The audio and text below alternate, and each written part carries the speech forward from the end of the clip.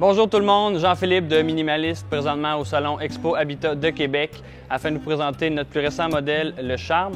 Hi everybody, this is JP from Minimalist Tiny Houses. We're here at the Expo Habitat Quebec Home Show to unveil our latest model, the Charme. This video will be in French with English subtitles because we're doing this home show in our hometown in Quebec, and we think it's important for our base clientele to be able to follow our video. So this one will be in French with English subtitles, so you'll be able to follow whatever we explain inside the house.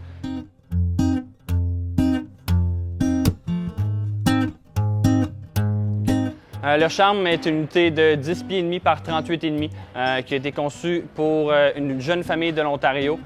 Cette maison-là est faite pour résister au climat canadien. Donc, on a une cote d'isolation de R24 dans les murs, R34 dans le plancher et R44 au plafond, ainsi qu'une enveloppe de bâtiment hyper performante qui rend l'unité en soi très éco-énergétique.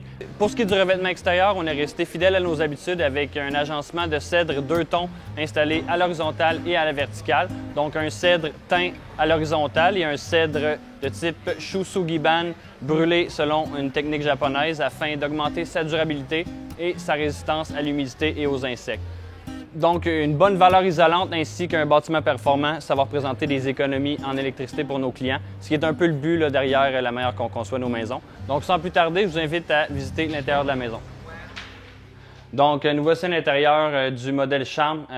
Comme je disais précédemment, c'est une unité qui a été conçue pour une famille. Donc, on a environ 400 pieds carrés de superficie au sol. On a une chambre au rez-de-chaussée, 2 chambres en mezzanine. Côté sécurité, c'était bien important pour notre client qu'on prenne en considération le fait qu'il va avoir 2 jeunes enfants dans la maison. Donc, pour ce qui est de l'accès aux 2 lofts par l'escalier de rangement, on lui a proposé d'avoir une rampe. Le client n'était pas très chaud à l'idée d'avoir des barreaux qui lui rappelaient un peu une prison. Donc, on lui a proposé d'avoir des sections de verre. Puis, on est vraiment heureux du résultat. Puis, ultimement, le client, lui, est très satisfait du résultat. Donc, le but est atteint. Pour ce qui est des 2 lofts, l'espace disponible offre la possibilité d'installer un lit queen puis d'y inclure un maximum de rangement.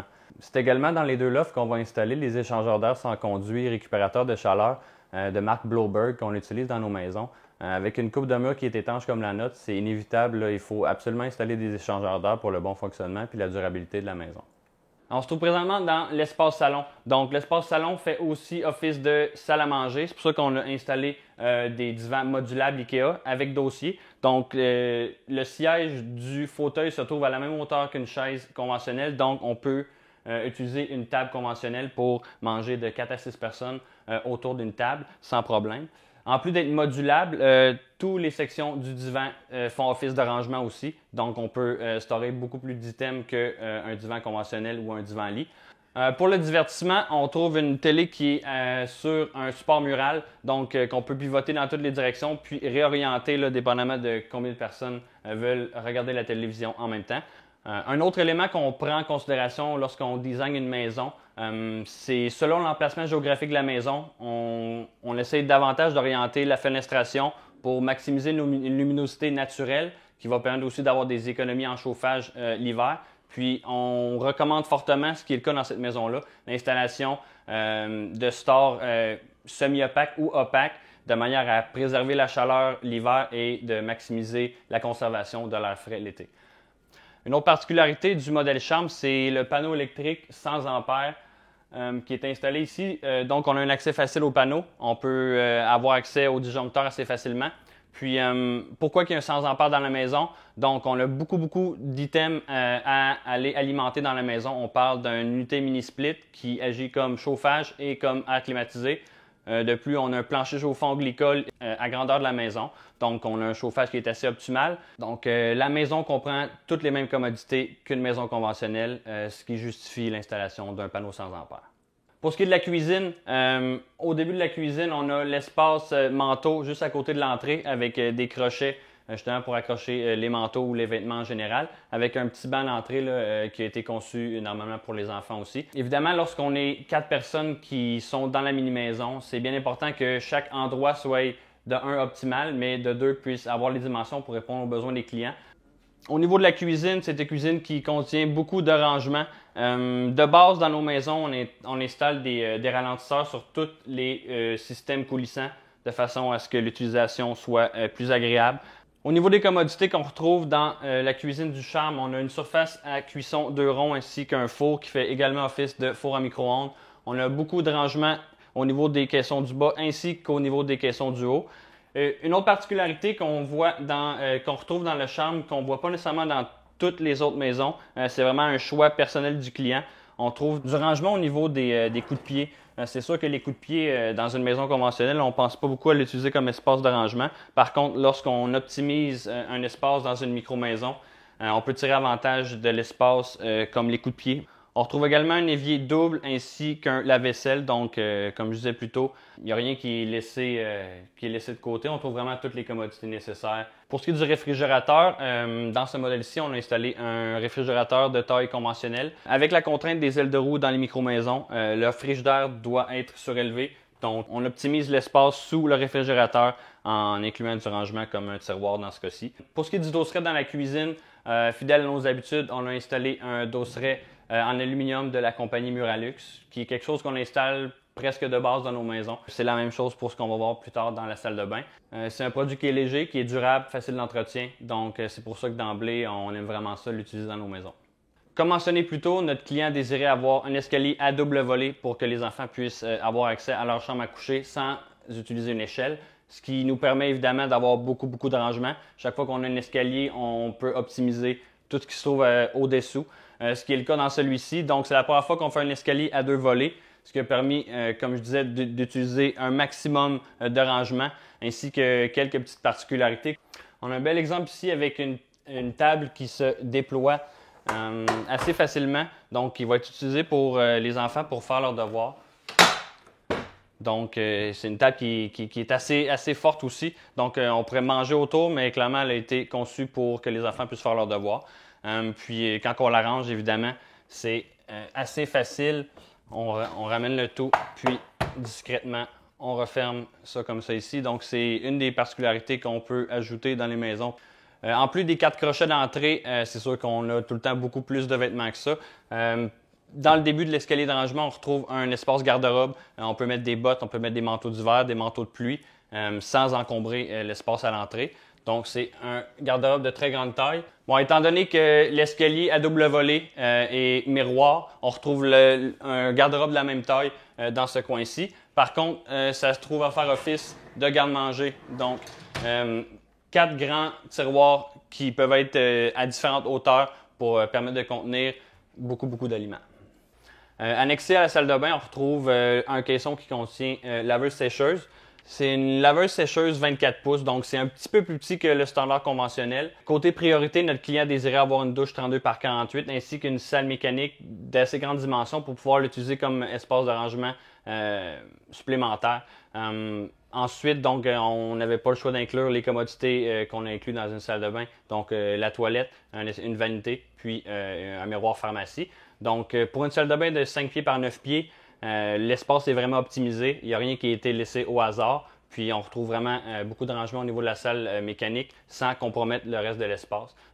Donc, c'est une base de douche en acrylique avec des panneaux muraux Muralux, comme on retrouve avec le dosseret de cuisine, ainsi qu'une porte vitrée coulissante qui fait en sorte qu'on a une belle luminosité quand même dans la douche, puis on ne se sent pas trop à l'étroit comme lorsqu'on installe un rideau. Pour rendre l'utilisation de la douche plus agréable, c'est quelque chose qu'on fait fréquemment dans nos maisons. On installe une valve thermostatique qui permet de pré-régler la température de l'eau. Donc ensuite, on a juste à activer la douche, puis elle est déjà préprogrammée à la température que l'on souhaite. Au niveau de la vanité, on y est allé avec une vanité IKEA qui est optimisée pour le rangement. Au lieu de retrouver une porte conventionnelle, c'est des tiroirs. Puis la plomberie a été condensée au fond pour permettre d'utiliser les tiroirs au maximum. Donc, c'est quelque chose qu'on fait fréquemment dans nos maisons afin d'optimiser l'espace disponible. Au-dessus de la vanité, on retrouve un miroir pharmacie de grande dimension qui va pouvoir loger les effets personnels de 4 personnes. Durant le processus de design, ce qui est important aussi, c'est d'identifier la provenance de l'eau que vous allez utiliser à l'intérieur de votre maison, ce qui va nous permettre de bien cerner les besoins, les différents systèmes de filtration possibles qu'on peut installer. Dans ce cas-ci, notre client tire l'eau d'un puits, un puits qui produit une eau qui est assez ferreuse. Donc, on a un système de traitement pour l'eau ferreuse ainsi qu'un traitement UV avec un autre système pour traiter les bactéries, ainsi qu'un filtre à petites particules. Donc, dépendamment du type d'eau que vous avez, le plus d'informations qu'on a sur l'origine de cette eau, le mieux on est équipé pour vous conseiller au niveau des systèmes de filtration possibles dans votre maison. Tout le système de plancher chauffant est installé à l'intérieur de la chambre, de la salle mécanique. Donc, la chaudière avec le réservoir d'expansion et tous les tuyaux de glycol partent ici pour réchauffer l'intérieur de la maison. Étant donné qu'on déconseille fortement aux gens l'installation d'un chauffe-eau instantané électrique dû au fait que ça crée une pointe d'ampérage très élevée, on recommande l'installation lorsqu'on a accès à l'électricité d'un chauffe-eau conventionnel. Dans ce cas-ci, on retrouve un 30 gallons installé dans un récipient avec un détecteur d'humidité. Donc, si jamais il y a une fuite à cause d'un défaut de fabrication dans le chauffe-eau, on va avoir une fuite, donc un alarme va retentir puis on va pouvoir fermer les valves. Chez Minimalist, on pense que c'est important que les gens connaissent comment leur maison fonctionne. Donc, chaque valve est identifiée et le tracé de l'eau dans la maison est facile à lire lorsqu'on est dans la salle mécanique. Donc, si jamais il y a un pépin qui arrive, on n'a pas besoin d'appeler un plombier pour fermer notre eau. Les valves sont très bien identifiées. Puis, comme ça, les gens peuvent vraiment comprendre la mécanique au sein de leur propre maison. Donc, je mentionnais que notre client était raccordé à l'électricité. C'est aussi le cas pour la plomberie. Notre client va avoir accès à une fosse septique. Donc, on a installé une toilette conventionnelle. Évidemment, on offre le choix de toilettes au compost, de toilettes incinératrices et évidemment de toilettes conventionnelles, ce qui est le cas dans cette maison-ci. On voit beaucoup de façons de faire dans les différentes mini-maisons, que ce soit au Canada ou aux États-Unis. Par contre, il y a des trucs chez Minimalist qui sont, on va dire, non négociables. Donc, l'installation d'échangeurs d'air dans l'unité ainsi que le ventilateur de salle de bain pour évacuer l'humidité. Le plafond est en cèdre avec des couches de vernis. Donc, on n'a pas peur que l'humidité reste emprisonnée dans le plafond. Par contre, l'espace est petit, donc l'espace devient humide assez rapidement. Puis, il faut un moyen d'évacuer cette humidité-là. Donc, c'est vraiment pas un luxe d'avoir une fan de salle de bain dans une micro-maison.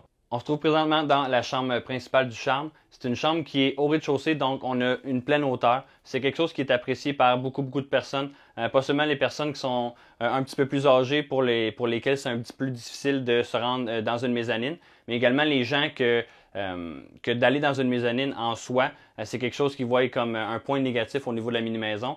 Donc, ce qu'on trouve intéressant de pouvoir proposer une chambre au rez-de-chaussée, c'est qu'on n'a pas les contraintes d'une chambre en mezzanine. Puis, ça nous permet aussi d'installer, comme dans ce cas-ci, un lit de rangement. Donc, en plus du lit de rangement qui est normalement utilisé pour stocker les items saisonniers, on trouve un garde-robe de chaque côté du lit. Puis, le garde-robe peut être modulé là, dépendamment de l'utilisation que les gens vont le faire. On peut avoir une section avec une pôle, puis des tablettes en bas ou une section avec une pôle qui fait tout le garde-robe. Donc, il y a un peu de latitude au niveau de ce que les clients peuvent faire avec l'espace qu'on conçoit. On a des petites tablettes de chevet à la hauteur du lit pour brancher le cellulaire avec des prises, etc.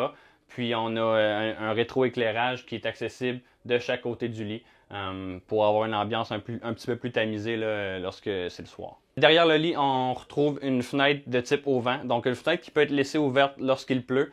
C'est quelque chose qu'on trouve vraiment intéressant. Des fois, on peut sentir la petite brise extérieure tout en évitant d'avoir de l'eau à l'intérieur de la maison. Pour ce qui est de l'autre fenêtre qu'on trouve à l'entrée à gauche de la chambre, c'est une fenêtre qui serait utilisée comme sortie d'urgence dans le cas d'un incendie, par exemple. Donc, c'est une fenêtre qui est avec un mécanisme coulissant et non une manivelle, ce qui est requis là, selon les certifications auxquelles on est assujetti. C'est ce qui conclut la visite du modèle Charme. Comme vous avez pu le constater, c'est possible de vivre à plusieurs personnes dans une micro-maison sans compromettre le confort, ce qui était vraiment le but recherché par nos clients. Donc, on a vraiment réussi à cerner leurs besoins pour créer un produit qui répond vraiment à leur réalité, à leur mode de vie. Donc, une chambre au rez-de-chaussée, 2 chambres aux mezzanines pour les enfants. Donc, c'est mission accomplie pour nous, puis on est vraiment content de la collaboration qu'on a eue avec le client. Puis, on en profite aussi pour le remercier de nous avoir prêté sa maison pour le Salon Expo Habitat. Évidemment, dans notre situation, où c'est la situation pour plusieurs personnes, c'est difficile de pouvoir voir une mini-maison. Donc, un gros merci aux clients de nous avoir prêté la leur pour le Salon Expo Habitat. Puis, un gros merci aussi à tous nos partenaires qui ont rendu l'événement possible. Donc, merci de nous supporter, autant à vous qui regardez nos vidéos qu'aux gens qui vont éventuellement nous acheter une maison. En espérant que vous avez apprécié votre visite, on vous invite à nous suivre sur nos différentes plateformes de médias sociaux, Facebook, Instagram, et on vous invite aussi à vous abonner à notre compte YouTube juste ici. Puis, n'hésitez pas à nous écrire si vous avez des questions via la section Contact ou Soumission de notre site web ou encore dans les commentaires un peu plus bas.